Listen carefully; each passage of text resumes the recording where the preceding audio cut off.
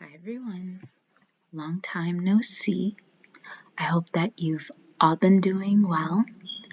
I do apologize that I have been AWOL. I have been working my two jobs several days a week, and I've also been reading. I have been slowing down and organizing a lot of things such as my art, my writing, and ideas that I want to implement for this channel for 2026. I'm just trying to get a lot of stuff organized, but I still haven't forgotten about you.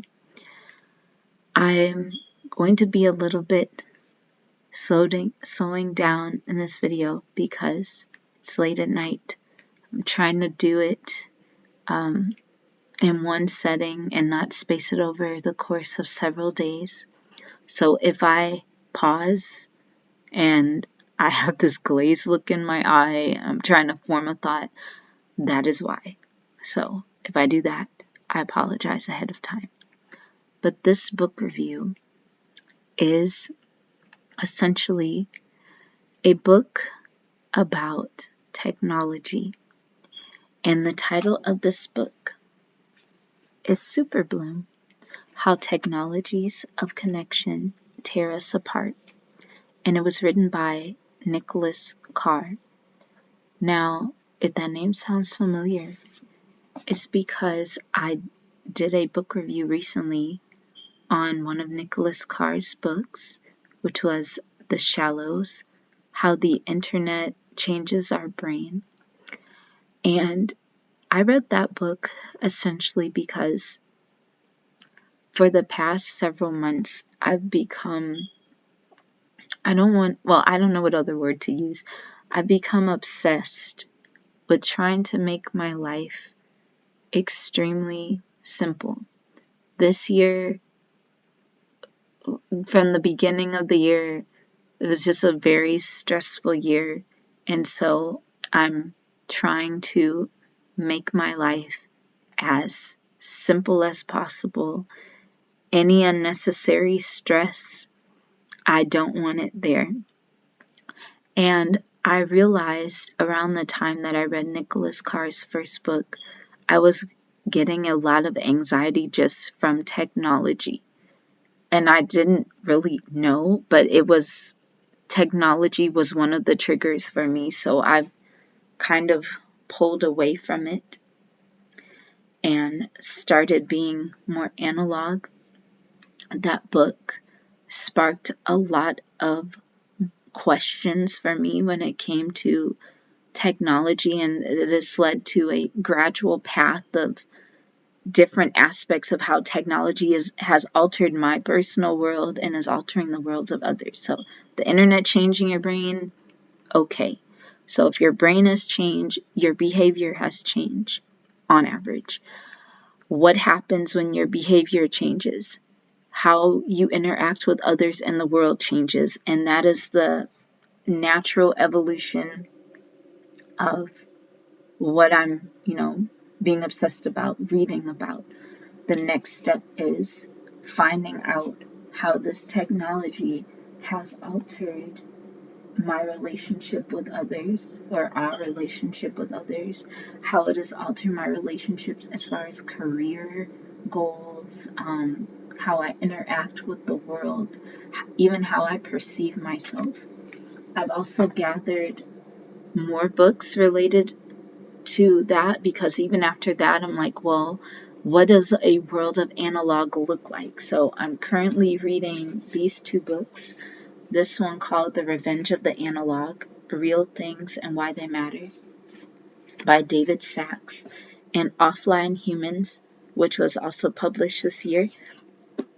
And it's How to Stop Scrolling and Reconnect with the Real World by Natalie I don't know if it's Alzate or Alzate, but this book was published this year. So before I get into my review of the book, I wanted to share with you a little bit about the author.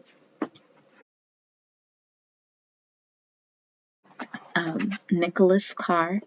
I'm just going to read the bio from the back of the book because I already did a very detailed bio for him in my other book review of him. This is him, Nicholas Carr, and the bio is: Nicholas Carr is the author of The Shallows, a Pulitzer Prize finalist, and 4 other acclaimed books. A former executive of the Harvard Business Review, he writes for The Atlantic, The New York Times, and The Wall Street Journal. He lives in Williamstown, Massachusetts. This man is a very good writer. So far, this is the second thing I've read by him, and I'm just dove in. I'm very engaged with his writing. He doesn't make it boring.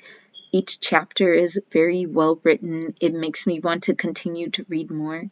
This book was about 248 pages, give or take a few, and not too long, not too short. He got his point across, and it really opened up more questions for me, honestly.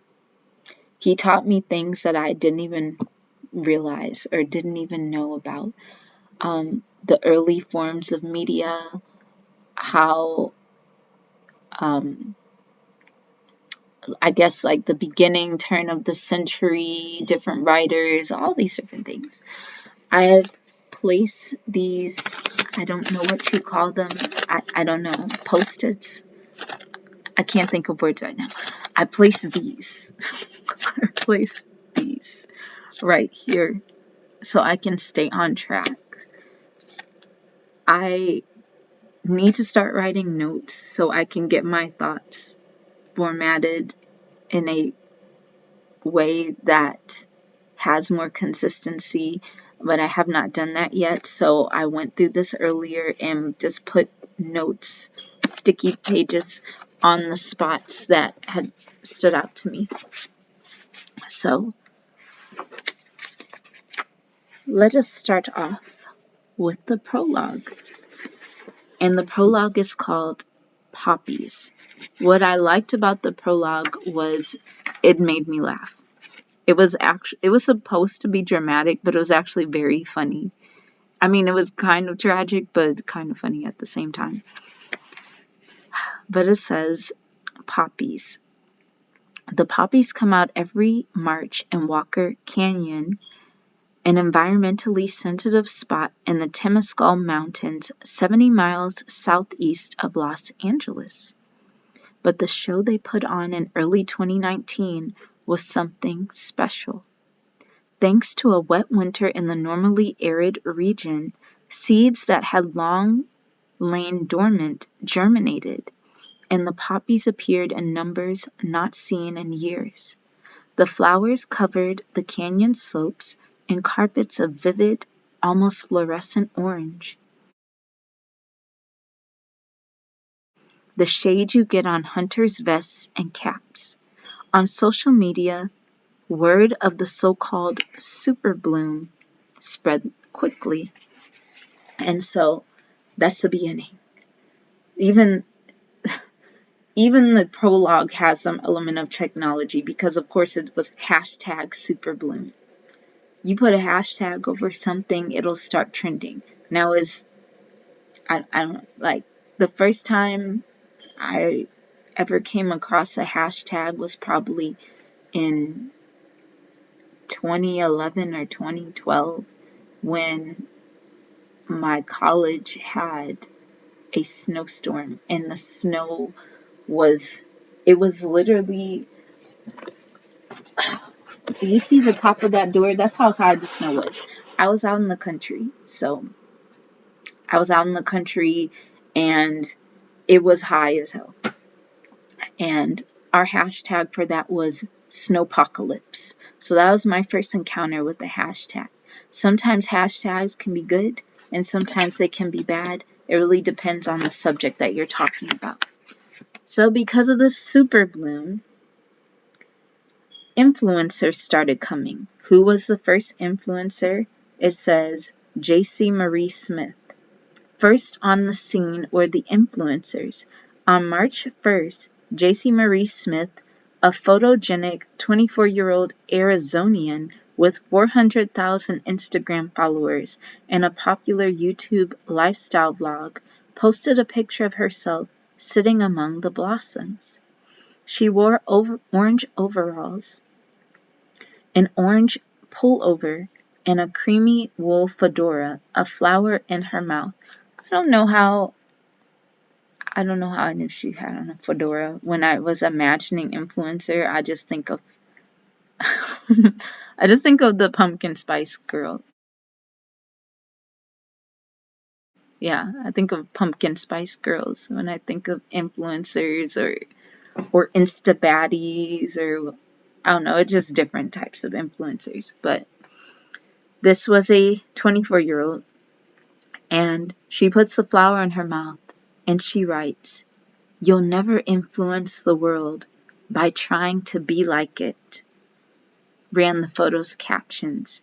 The post earned tens of thousands of likes, as did a subsequent one featuring a photo of her clutching a bouquet of freshly plucked poppies with a caption promoting the brand of press-on nails she was wearing.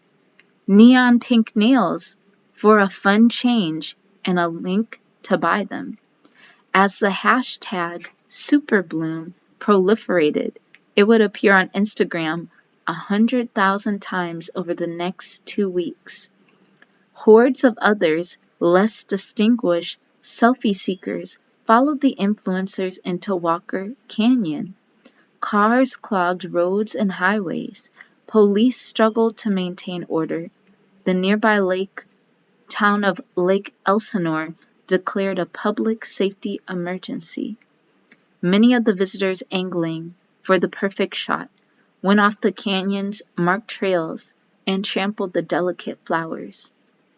Others, following J.C. Marie's lead, pulled the blossoms up by the fistful after a traffic officer was hit by a car. No, that's not funny, but no, I'm just thinking, I wasn't talking about that one. I was laughing at they pulled it up by the fistful, not the guy getting hit by a car. That's terrible. Or the woman, I don't know who it was. That's terrible. But the fistful, that was funny. I'm sorry. The Lake Elsinore Town Council closed the main trailhead in an attempt to tame the crowd. The order was rescinded the next day when people started parking haphazardly across roads and bushwhacking up the hillsides, phones in hand. Flowergeddon, the press called it.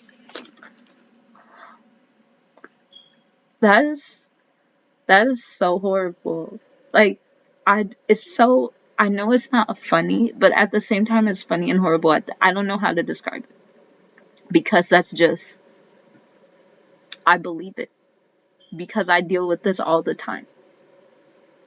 I'll explain how I deal with this all the time. I'll explain. Hold on. The backlash was swift and brutal. The early comments on Superbloom posts had been uniformly sunny. "Oh my God, so cute, adorable, I love this." But as the news of the Instagrammers' plundering spread, the comments darkened. "Stop ruining the flowers or your selfish selfies." Read a typical one. "F you, you selfish a-hole." Scolding hashtags like "horrible person," "public land hates you," and "flower destroyer" were affixed to the poppy posts as badges of shame. I don't know why I could just hear people screaming. I don't know why I could hear them screaming through the hashtag. That was so funny to me. I swear to God. Oh my God. I'm sorry. It's just so horrible. But I deal with this literally almost all the time. People will come in and they'll be like, "I saw this. I need this. This person said it. Well, this person's," and then they'll just buy. It doesn't matter what it is. It doesn't matter what job I have. It could be books, it could be herbs, it could be anything. And if it's posted on, it's just like, I need it, I need it. This is actually very scary, honestly, when you think about it.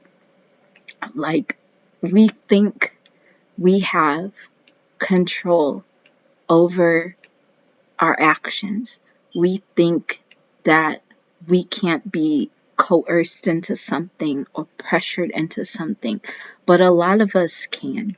If it's just put in front of us enough, we start gravitating towards it, and we don't really even think about it. Like right now, the hashtag, since Christmas is coming, Ralph Lauren Christmas,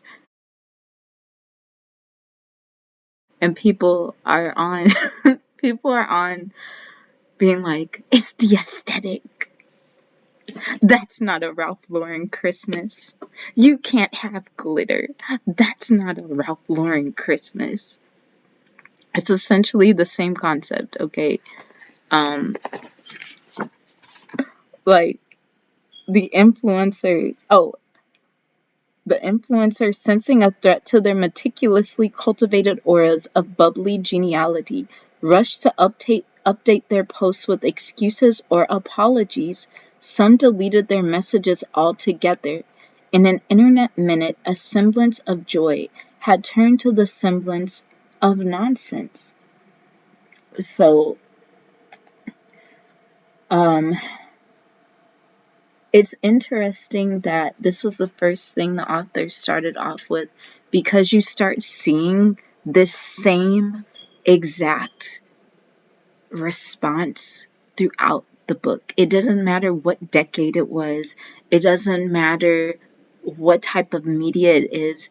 It's like people start reacting in the same type of way when it comes to technology. It starts off so good, and then it ends up so badly until somebody gets control of it, or until it's regulated. It's kind of crazy. It's like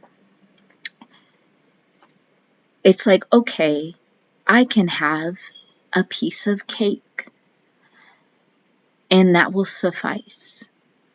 But sometimes we'll have a piece of cake and then we'll have another piece of cake. And now we're eating 3 cakes a week. There's a such thing as excessiveness. And I honestly feel we have reached, I mean, we've already reached that with different things. But right now, I feel we are almost at the peak of excessiveness when it comes to technology. And that is why a lot more books about AI and a lot of videos and things about AI are coming out, because people know something is not right. People want something that is real. They just don't know how. They just don't know why. They don't know why they're yearning for the past. They don't know why they're yearning for the Ralph Lauren Christmas. Like, you could say the Ralph Lauren Christmas that is going on now is just consumerism. It's just people showing off. It's just people trying to keep up with the Joneses or be seen as higher up. But then there might be another component of it where they're trying to reach for what is tangible. They're trying to reach for a past that is not coming back. They're trying to reach for simplicity and familiarity and a pre-tech, pre-digital world. But the way that they're executing this search is very toxic and harmful for themselves and for others. And sometimes when something new comes out, we'll get so excited about it and we jump into excess instead of gradually just scoping out the landscape, observing, slowing down, seeing how it's could or could not affect, using it as a proper tool instead of letting it consume us. That is a problem that I see in this book, repeated again and again and again in almost every single decade. He says, "We live in a perpetual superbloom today, not of flowers, but of messages. Our phones have turned us into human transceivers, nodes on a communication network of unprecedented scope and speed. Whatever else we may be doing, we are also receiving and emitting signals, many of which we're conscious of words, images, and sounds, and others of which we're not. Data on our location, behavior, and mood. When we first hooked ourselves up to the network, we did so with excitement and optimism. Being connected to so much information and so many people was thrilling, and it seemed obvious that all those connections would broaden our minds, enlarge our sympathies, and make the world a nicer place. More communication would mean more understanding. But it hasn't turned out that way. The excitement may still be there. If Instagram doesn't get you, TikTok will. If TikTok seems stale, there's Discord or BeReal or whatever's next, but the optimism has turned to be foreboding." Yeah, that is true. Instagram, I don't have an Instagram. Facebook, I have a Facebook, but I only go on there twice a year. I deactivated initially because it had gotten so horrifyingly toxic.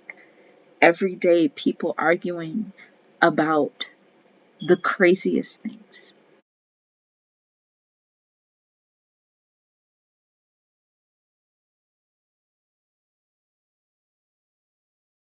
And TikTok, I could never get into TikTok because it was way too fast. It felt like I was being forced to move on to the next subject or whatever, and I didn't have a choice. It would just move me along, shuffle me along. So that kind of rattled my brain. I didn't like TikTok. But yeah, we have all of these platforms, but it does so much good, but it does so much harm at the same time. It's kind of crazy. So he has this book divided into 2 or 3 parts. No, he has it divided into 3 parts. Part 1 is collapse. Part 2 is the tragedy of communication. And part 3 is everything is mediated. So, well, part 1, in chapter 1, he talks about the term, where the term social media came from, and it was from a man named Charles Horton Cooley. Born in 1864 to a blue-blood Midwestern family, his father was an eminent jurist. Cooley grew up a sickly, solitary child, plagued by vague but debilitating stomach ailments. Moving his bowels was a trial. "Sometimes I think I am fit for nothing but a cloister," he wrote in his journal. "In social situations," he went on, "I feel exiled from myself." He remained reclusive as an adult. A professor at the University of Michigan, initially in economics, then as the founding member of the school's sociology department, he rarely collaborated with colleagues and seldom conversed with anyone outside a small set of family and friends. He spent most of his time alone in his Ann Arbor office, reading and thinking, with the occasional sojourn to a secluded lakeside cabin he'd built in the northern Michigan woods. Rarely can a modern American have lived so withdrawn from harassments of our time, a relative will recall after his death in 1929. But it says, even though he lived he operated in a very solitary way. He was observant of how people behaved and he thought a lot about social relations. What he had trouble experiencing firsthand, he was able to explore in the quiet spaces of his mind. Writing when sociology was still an infant discipline, struggling to distinguish itself from economics and political science, he came to reject the orthodox view of society as a collection of individuals pursuing through competition or cooperation their own interests. To his eye, the opposite seemed nearer the truth.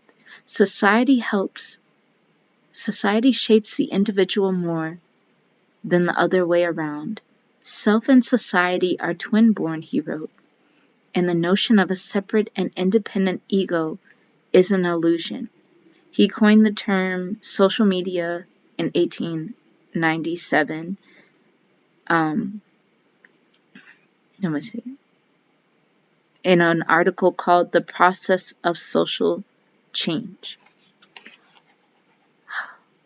I can see this because I have worked in customer service since I was 19 years old, and social media, I can tell when somebody's gotten something from social media because, let's use example for one of my jobs. So one of my jobs will be selling, and somebody will come in looking for that particular product, and they'll use the terms for that product. It might be a particular phrase, it might be a particular word, and I know it's a trend because there might be 5 other people that will use that same term, that same phrase, that all of that. It's almost like I'm living in a parrot's cage. Yeah. Because they will use the exact same words, the exact same. I can even tell sometimes what a person read just by the terms that they use. And you probably can tell what I've read by the terms that I've used. Depending on, if I'm exhausted out of my mind. But it's amazing how I'm just saying in general, which could be me, you, anybody, people will come get something that they haven't even researched something, and they'll just come get it. You don't know if this could be good for you, you don't know if this could be bad for you, but because so-and-so said it, you're going to go get that thing. It's what's popping right now. Like, I don't understand. It could be with anything. It could be new clothing. It could be vitamins. It could be a food. It could be anything. And you won't stop and think, how is this going to impact my personal life? How is this going to impact my personal health, my personal finances? Just because this person said that, does that mean I should or should not get it? You don't know these people. You don't know these people. They are strangers. Like, unless it's somebody that you know, even if it was somebody you know, that doesn't mean that it will work for you or it won't work for you. Just because it didn't work for them doesn't mean it won't work for you. Sometimes the people promoting these things over social media, you don't know these people. You don't know the type of lives that they have. When it's a social media, you're not really your real self. Sometimes. Sometimes you will be your real self, and that puts you in a vulnerable position, and people will criticize it. You just have to take the criticism sometimes, or you can block them. But people have their personal persona on social media. Almost everybody does. And it's their shield.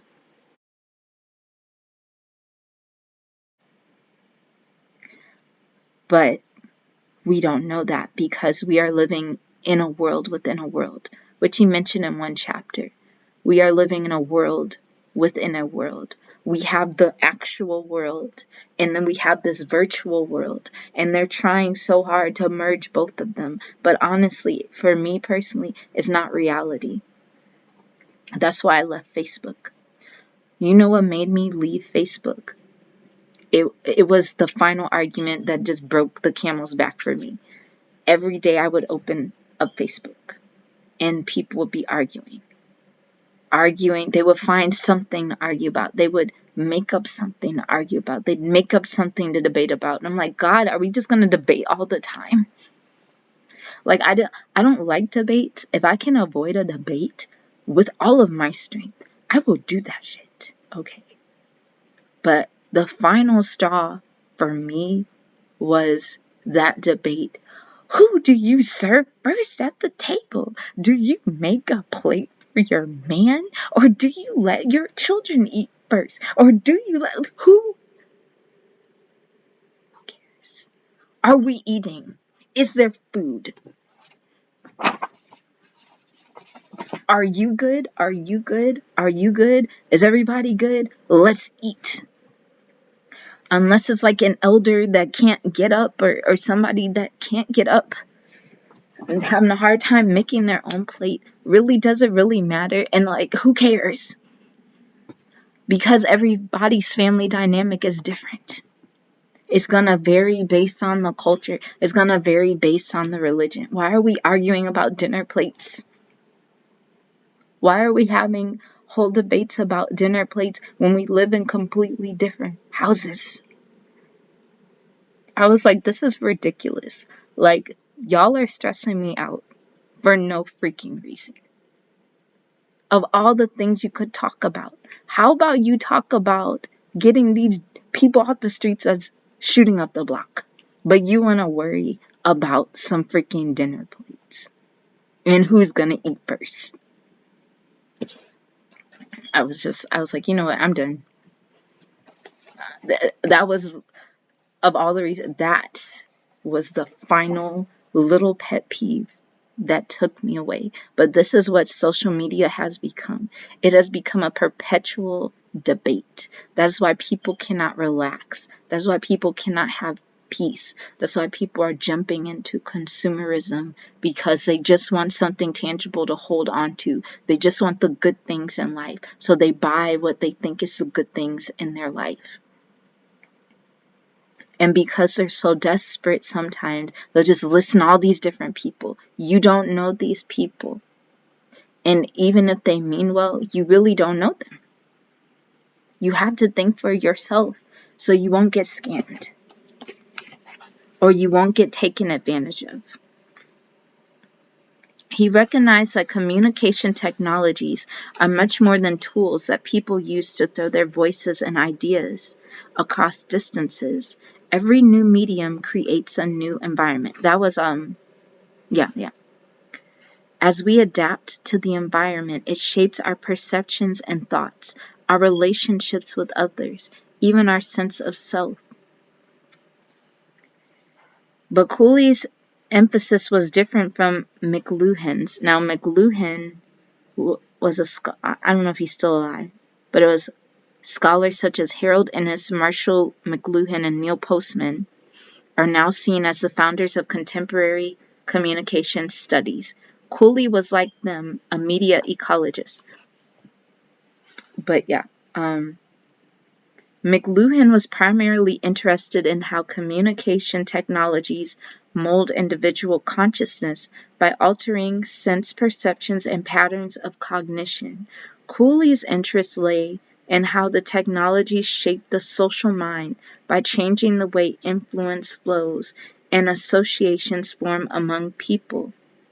A communication medium for Cooley is not just a conduit of information, it is an instrument for regulating group behavior and belief. That is true.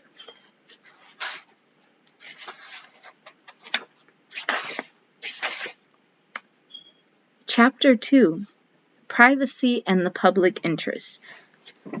This one was also a funny chapter for me when it started off. talking about this incident that happened in 1973 on a radio show. And it says, around 2 o'clock in the afternoon on October 30th, 1973, a disc jockey at the New York City radio station WBAI played a track called Filthy Words from George Carlin's latest album, Occupation Fool. I was thinking one night about the words you couldn't say on the public airways, the comedian began. He then rattled off 7 choice examples, starting with the S word. Well, he doesn't say the S word on there. I just said it. Even though I cursed earlier, but we're going to limit my curse words on here. I'm sorry. Winding through the F word and the C word and ending with tits. Then proceeded to riff on their origin, usage, and relative offensiveness for the next 10 minutes. A Long Island man named John Douglas heard the program in his car as he was driving home from a college scouting trip to Connecticut with his teenage son. Douglas was president of CBS's publishing and education arm. He was also a top-ranking member of Morality in Media, a prominent anti-obscenity advocacy group. He fired off a complaint to the Federal Communications Commission. Whereas I can perhaps understand an X-rated phonograph records being sold for private use, I certainly cannot understand the broadcast of same over the air that supposedly you control, he wrote. Can you say this is a responsible radio station that demonstrates a responsibility to the public for its license? After a year-long investigation, the FCC came down on Douglas's side. It ruled that the station had violated a long-standing federal law prohibiting the broadcast of obscene, indecent, or profane language. So this, went into court, and it was just like a back and forth. But basically, the conversation turned into, what can you say? What can you not say on a public social media platform?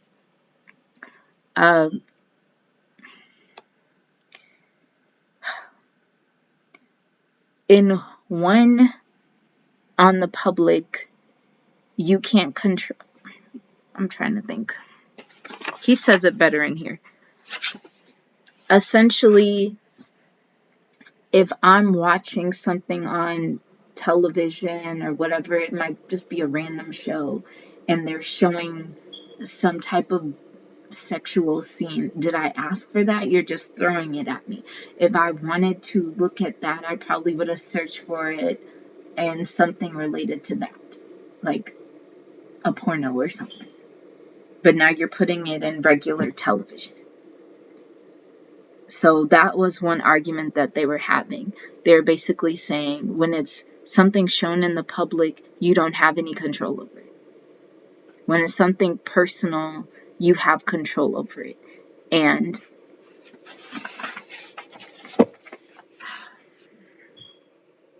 I'm trying to remember how this ended, but I did not highlight this, so I sincerely apologize. Playing an X-rated recording on a phonograph at home, Douglas allows, is different from broadcasting it over airways. An individual has to make a deliberate choice to buy a record and another deliberate choice to place it on the turntable and drop the needle on the track. When a radio station airs the same track, it sends the signal indiscriminately to any receiver in range. While people have to tune their radios to a particular frequency to listen to the station, they have no control over what gets played. Their ears are at the mercy of the station's programmer. Such power should not be taken on, Douglas argues, without some sense of civic mindedness. Right now, I think what's happening is they're trying to control what people can and cannot say. They're trying to control what people can and cannot talk about, what words they can't even use in their videos. I don't know if it's because, like, for example, on YouTube, people will use code words. And I don't know if it's so their video won't get flagged or if their videos won't get demonetized. Me, I'm never monetizing my videos. I don't really care to monetize my videos because I'm not on here enough. I have 2 jobs. Why do I need to monetize it? Like, I don't take sponsors because I'm really not, honestly, personally, I'm really not that serious about YouTube, even though I've had this channel for a couple of years. But I still try. Sometimes I slip up and curse, I'm sorry. But I try to be mindful of the words that I use because I don't know what can cause anxiety for people. And it's really not for the YouTube laws. It's really the people. Like, I don't want to cause anxiety for somebody unnecessarily. I don't want to spark something that they've been working on and now I've all of a sudden reversed it with a subject matter or a topic or whatnot. But I feel like now people are like, you can't say this word, you can't say this disease, you can't talk about this person, you can't talk about this event. It's just getting a little bit out of control. But then at the same time, I can kind of see where he's coming from, because even now when you look at television or videos, it's so different from when I was a child. For example, when I was a child, I would watch the WB or Warner Brothers. And this was in the 90s and 2000s. I would watch Seventh Heaven, Boy Meets World, Sister Sister. I didn't watch Dawson's Creek. I would watch Charmed.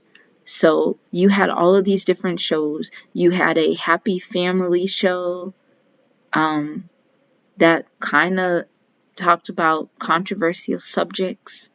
But then you had a show like Charmed that was more Wicca based.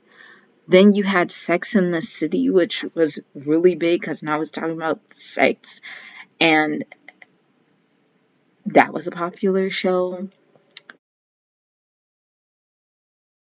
What I've noticed with the trends with television is they're just showing more and more and more and more and more that I would have never seen in the 90s and the 2000s. You showing people doing drugs. You showing people just completely naked. You showing all this blood and gore. Sometimes it's just too much. Sometimes it's just too much for me. Sometimes it's just too sexual. You can be sexual and be tactful about it. Or you don't have to show it. You could show a shoulder. You could imply that something's going on. You can be creative. You don't know who's walking in the room. But even if there were no children around, like, why is everything so sexual? Why is everything so full of drugs? I don't get it. Why are they getting 20-year-olds to play teenagers?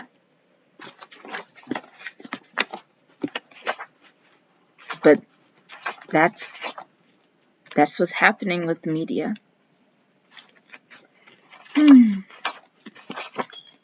Another section that I put a sticky note on. Sin Eaters. This was in a chapter called The Feed. It was also to the great discomfort. Let me see. It was basically talking about images being flagged. And one image was of women breastfeeding their babies. They were protesting the company's practice of removing photographs of nursing women from its site. One of the lactivists explained to a supporter she had recently uploaded a picture of herself suckling her 9-month-old, and Facebook had deleted it with the warning that if she continued to post such photos, she risked banishment from the network. So this section is basically talking about the people that have to look at the imagery that got flagged or look at videos that have been taken down. I hate when I accidentally come across a video that's full of graphic stuff. It just disturbs my soul. And I try my best to avoid it.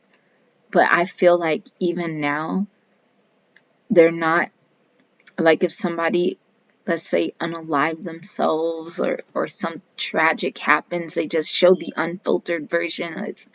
But then at the same time, sometimes there will be graphic things and it's proof to show that this is actually going on. Like, let's say it's a war and somebody's like, this isn't happening, and now you have the actual footage to show that, yes, this is happening. You're not going to be in denial about all of the things going on and gaslighting me. Technology and social media is reaching that point where you're going to have to use discretion with everything. You're going to have to second guess everything and second guess everyone. Is this real or is this a prank? Is this real or is this AI?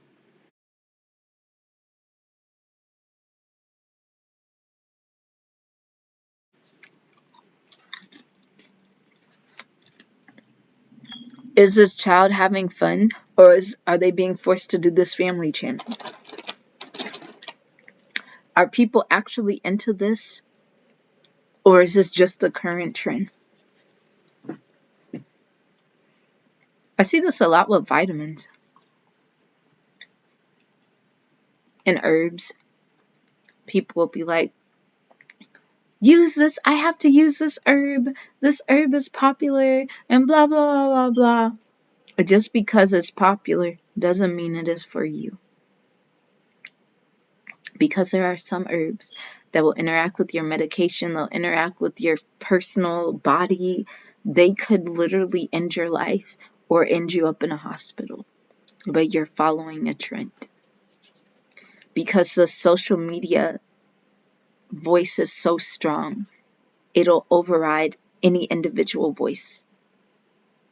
Or even if it's something irrational, it'll override a voice of reason. Weeding out the bad stuff proved to the company's frustration resistant to automation. Thanks to their pattern matching capabilities, computers were able to block images that had previously been identified as blank, but their obliviousness to meaning rendered them useless when it came to evaluating most suspect content. It also talks about how some of the sin eaters had to get therapy. Some of them left the industry because they couldn't take it anymore. In chapter, I don't know which chapter it is, but the chapter called Fast Talking, Fast Thinking, it mentions how forms of media like letters created a delay. It wasn't instant gratification. You actually had to send out a physical letter, tangible in your hand. And lamenting the end of what we termed the golden age of the epistolary personal email, Wayne was really lamenting the passing of something larger from the culture, a form of correspondence, unhurried, thoughtful, and elevated, that the mail system had brought into being. I used to get letters. I used to write a lot of letters in the past. I would do post-crossing when I was in college and send postcards to people all over the world. But now nobody's really writing that many letters anymore. It's actually very sad. A lot of children don't even know cursive anymore because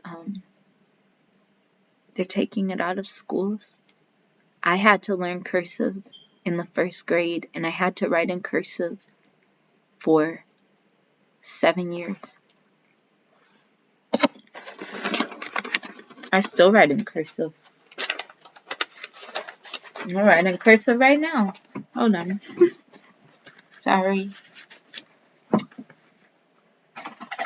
It's just sad whenever we get a technology. Oh, you see this bleach stain on here? Yeah. Whenever we get a technology, we lose the technology. And he mentions that. He talks about the children's code. It's essentially the language, like the LOL and the LMAO and WYD. That's the language that the teenagers made up, because the instant messaging. Because writing a coherent sentence was too long and it wasn't as instant, so it's like. And now you see a problem with children writing coherent sentences.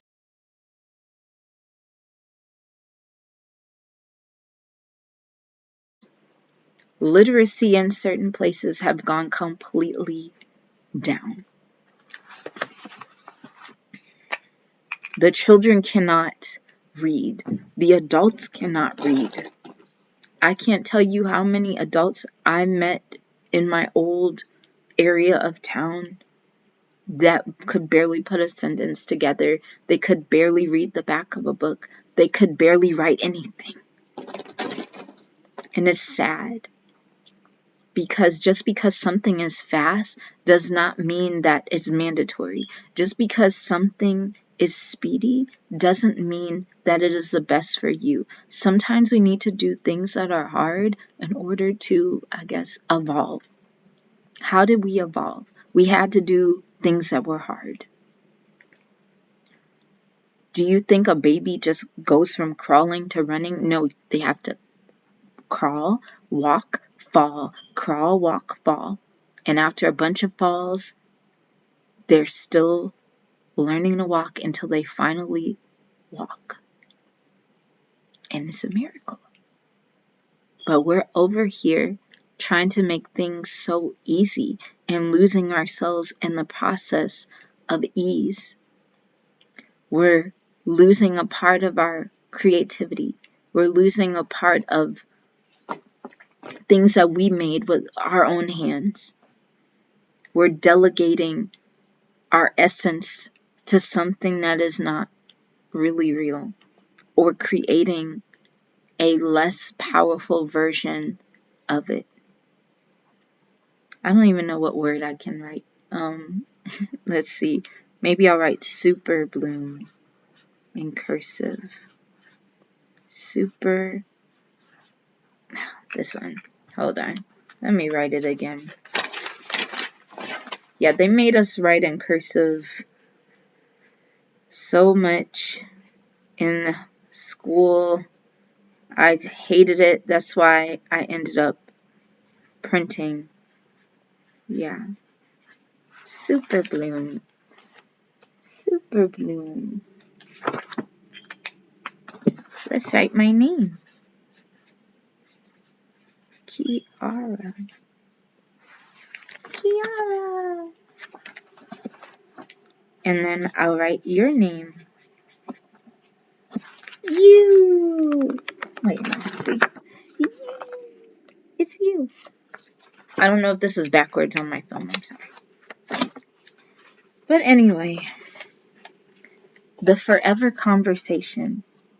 Text speak is worth celebrating. Ingenious and playful, it testifies to the strength of the human urge to communicate and the vigor of the human capacity to adapt new media. It testifies as well to the reverence and the nerve of the young. Without any planning or expert guidance, without any parental oversight or permission, without even knowing what they are doing, school kids came up with the efficient way to converse over the computer. Oh, well, that's what I was talking about earlier. It also talks about environmental spoiling.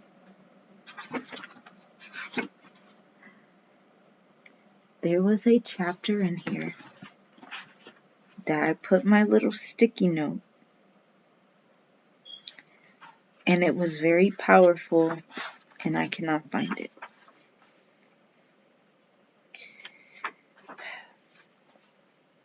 Okay. I guess it's this. it's basically saying,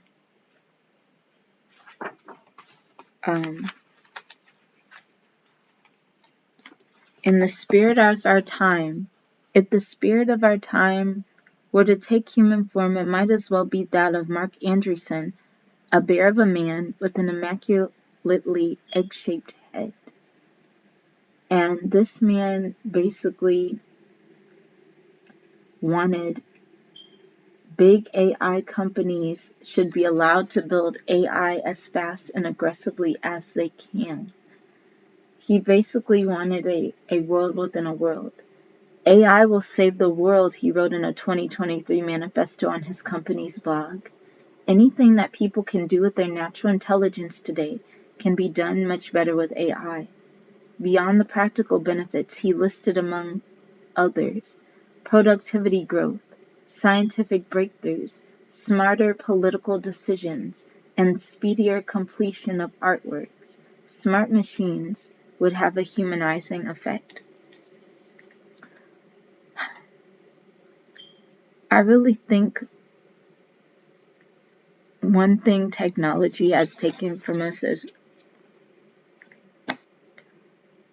in the past, if you wanted to talk to somebody, you either had to write a letter, call them on the phone, or see them in person.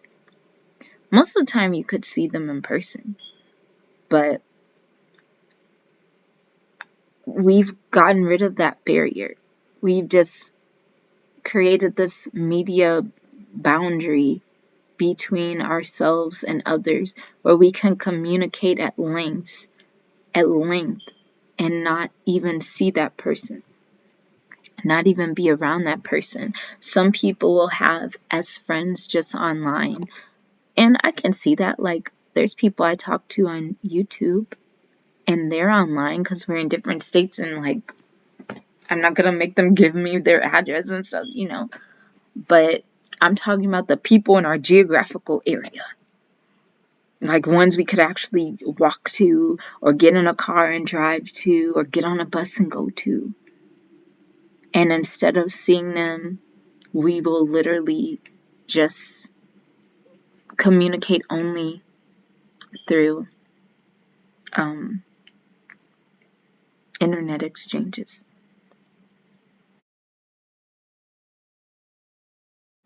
And that is what's going to happen in the future. You think dating is hard now? You think friendships are hard now? You're going to be competing with the computer, because now you have all these people getting like their, what do you call it? Not replica. Something, I said replica, but like, that was the only thing I could think of. You know, those little AI chatbots where people are starting to form whole emotional relationships with these chatbots because they're having a hard time going out there and communicating with actual people. Me, I communicate with people by force every day, so I have to communicate with people. But even if I wasn't forced to communicate with them, I would still find a way to at least spend quality time with someone. I wouldn't do it through a filter of a phone or a filter of a video. I would be there physically in person. If they were there, my eyes wouldn't be glued to my phone unless I was trying to tell you, look, I'm really not that into you and I'm just going to look at my phone. But I wouldn't really even do that, because will we even get that far? I don't know. But it's just sad. In the past, when you had to go out and meet people, when you had to work with people, when you had to create with people, it developed your character.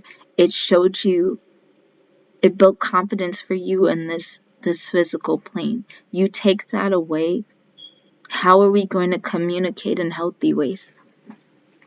How are we going to develop the bravery to just walk confidently without the crutch of technology? Technology is a tool. It's a very powerful tool, but it is a tool that can be a toxin if we're not careful. We cannot use it as a crutch. because that's going to stop our spiritual development, our spiritual, mental, social development. It's just very sad. And it just put so much on my mind. I started being more observant of how people treat each other through the lens of technology. People debating each other, people screaming, people like, and sometimes it's not even negative. Sometimes it's trying to be helpful, but it's excessive. There's no boundaries, there's no limit, there's no cutoff.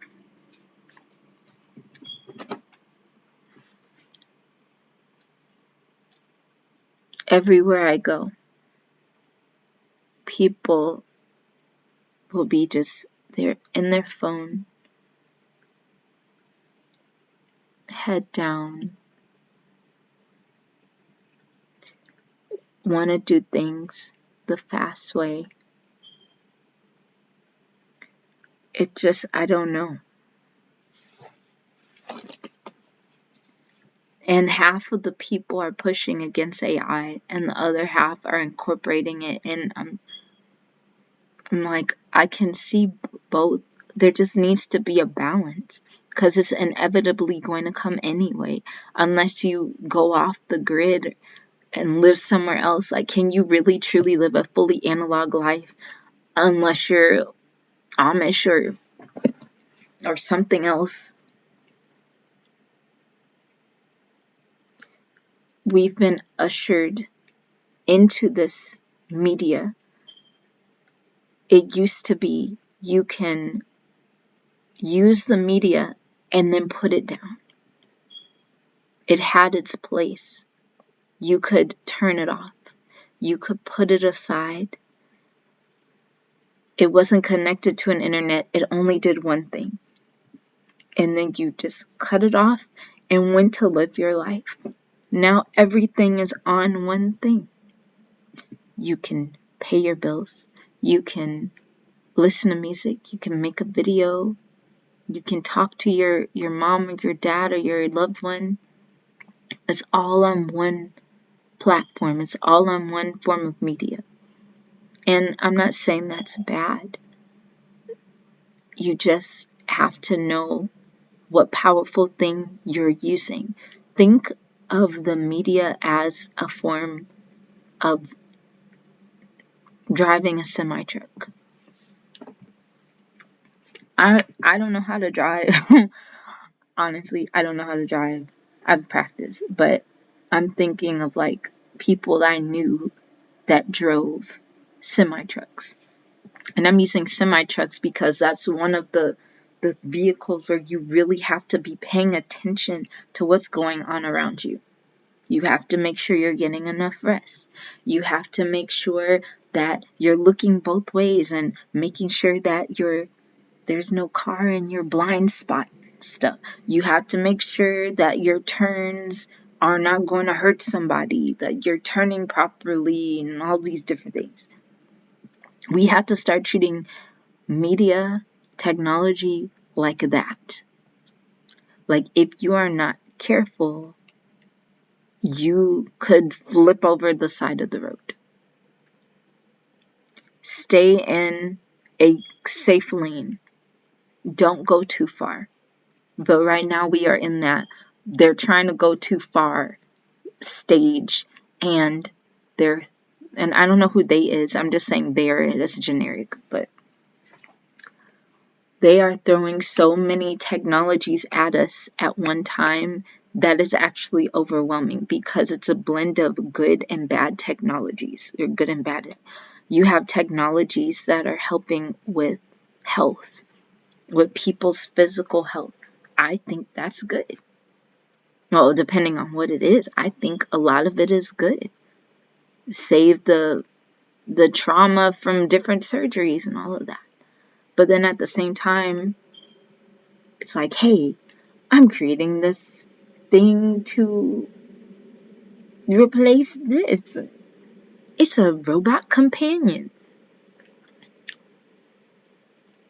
I'm like, oh, okay.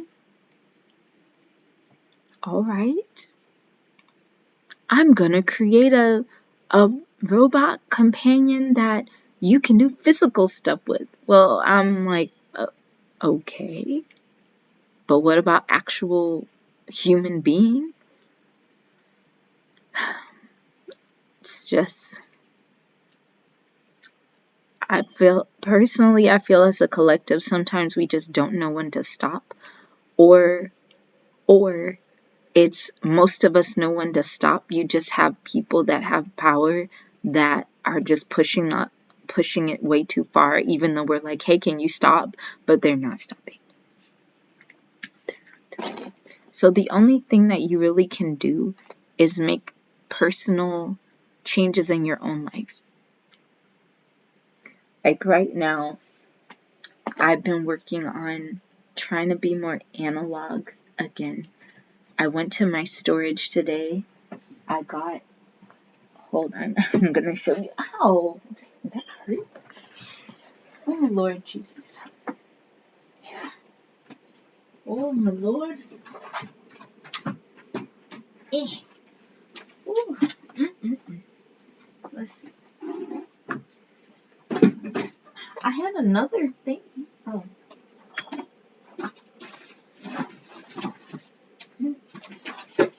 Okay. I got a CD player. I bought the CD player either earlier this year or last year.